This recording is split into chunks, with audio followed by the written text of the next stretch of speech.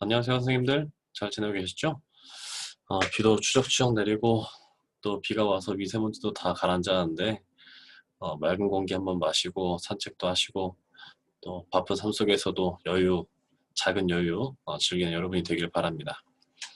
연말로 가면 갈수록 시간이 너무나 빠르게 가는데 각 자리에서 오래 몸 건강히 지켜주신 하나님께 또 그리고 그동안 믿음을 코로나 가운데서도 지켜주신 하나님께 감사하는 여러분들이 되길 소망합니다. 오늘은 어리석고 지혜 없는 백성이라는 제목을 가지고 신명기 31장 30절부터 32장 6절 말씀을 함께 읽고 나누는 시간을 갖도록 하겠습니다. 신명기 31장 30절부터 32장 6절까지의 말씀을 함께 읽고 나누는 시간을 갖도록 할 텐데요. 성경책이 없는 분들은 화면을 통해 자리에서 함께 하도록 하겠습니다.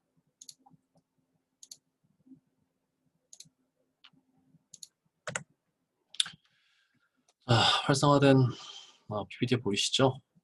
자, 오늘 제목은 어리석고 지혜 없는 백성. 본문입니다. 자, 함께 읽도록 하겠습니다. 그리고 모세가 이스라엘 총회에 이 노래의 말씀을 끝까지 읽어 드리니라. 하늘이여 귀를 기울이라 내가 말이라. 땅은 내 입의 말을 들을지어다. 내 교훈은 비처럼 내리고 내 말은 이슬처럼 맺히나니 연한 풀 위에 가는 비 같고 채소 위에 단비 같도다. 내가 여호와의 이름을 전파하리니 너희는 우리 하나님께 위엄을 돌릴지어다. 그는 반석이시니 그가 하신 일이 완전하고 그의 모든 길이 정의롭고 진실하고 거짓이 없으신 하나님이시니 공의로우시고 바르시도다. 그들이 여호와를 향하여 악을 행하니 하나님의 자녀가 아니요 흠이 있고 삐뚤어진 세대로라. 어리석고 지혜 없는 백성아 여호와께 이같이 보답하느냐. 그는 내 아버지시요 너를 지으신 이가 아니시냐. 그가 너를 만드시고 너를 세우셨도다. 아멘.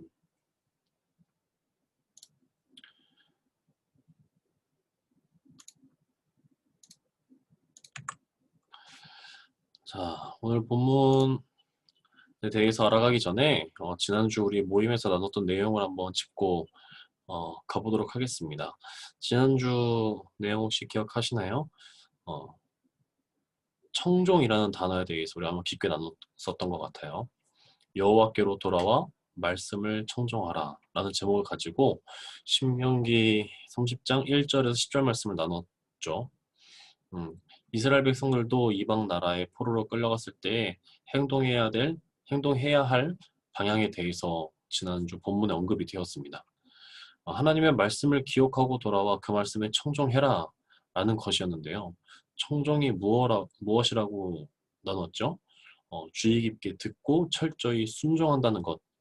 본인들이 잊어버리고 등 돌리고 외면했던 하나님을 다시 대면함으로써 본인의 잘못을 회개하고 그 말씀 앞에 서서 다시 살아가야 한다라고 나누었습니다.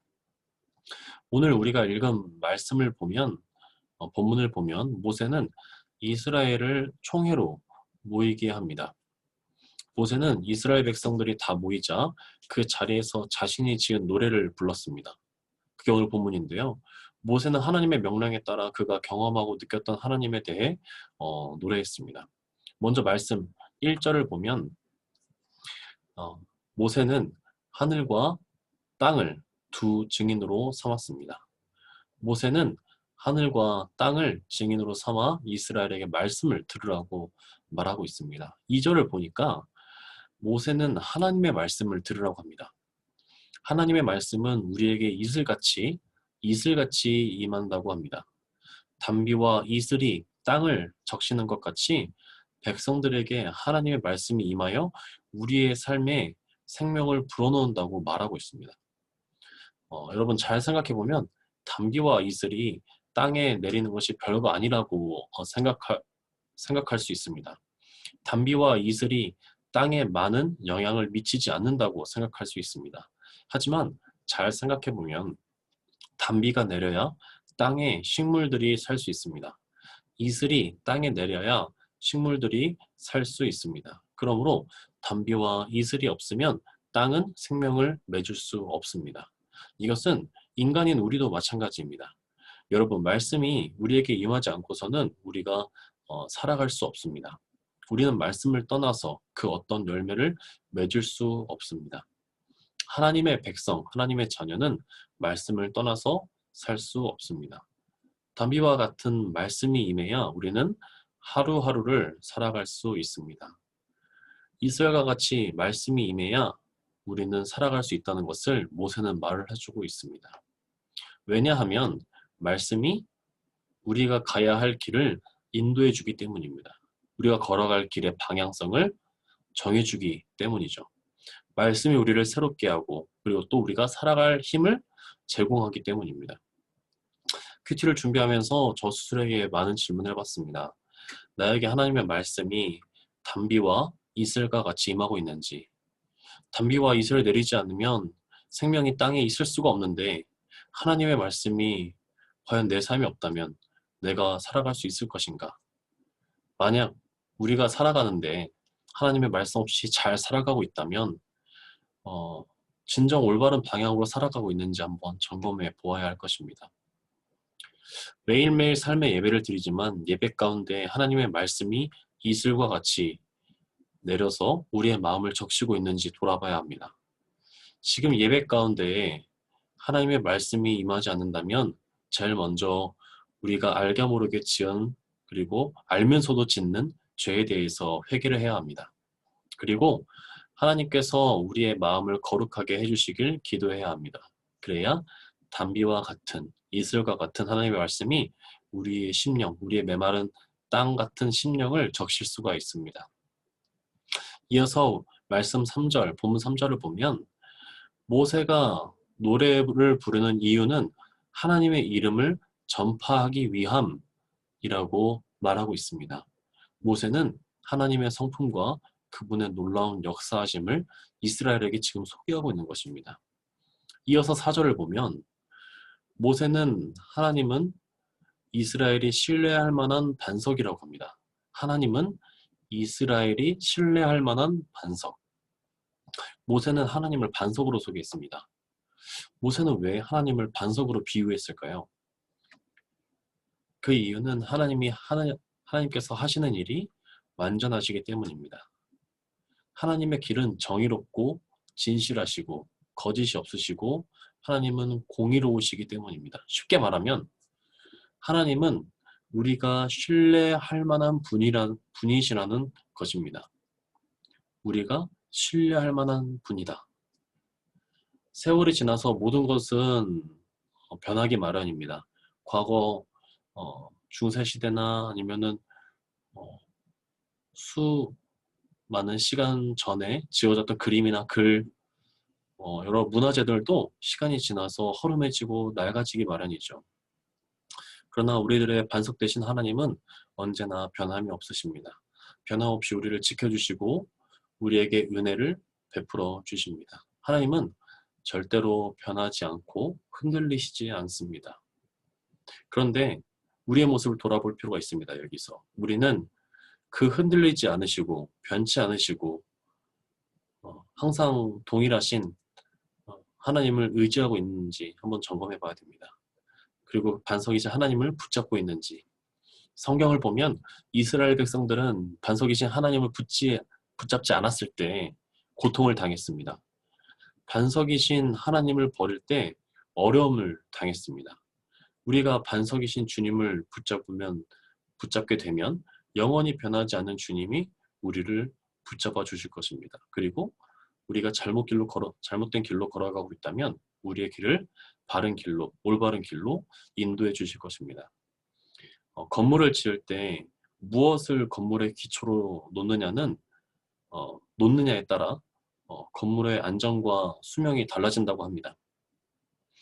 이것은 우리들의 인생에도 똑같이 적용된다고 생각을 합니다. 돈과 명예, 지위, 권력, 그리고 나의 어떤 개인적인 욕망, 이런 것들을 우리 인생의 기초로 삼을 때 우리는 무너진 삶을 그 위에 세울 수밖에 없습니다. 결국 그 삶은 무너지게 되겠죠. 하지만 우리가 반석이신 주님을 우리의 인생의 기초로 삼을 때 우리는 풍족하고 풍성한 삶을 살아갈 수 있습니다.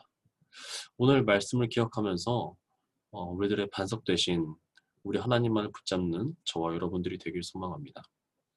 오늘 본문 제목이 뭐였습니까? 오늘 본문 제목 어리석고 지혜 없는 백성. 그러면 이스라엘 백성들이 무엇을 하지 못했다는 걸까요? 그들의 삶을 인도해 내신 그리고 이끌고 계신 그들의 삶을 계획하신 항상 동일하시고 변함없으시고 반석 같으신 하나님을 의지하지 않았다. 그래서 그들은 어리석고 지혜 없는 백성이라는 것입니다. 자, 여기까지 나누도록 하고요. 몇 가지 질문을 드릴 텐데 이 질문에 대해서 답을 하시고 우리 각자가 묵상하는 그런 시간을 갖도록 하겠습니다.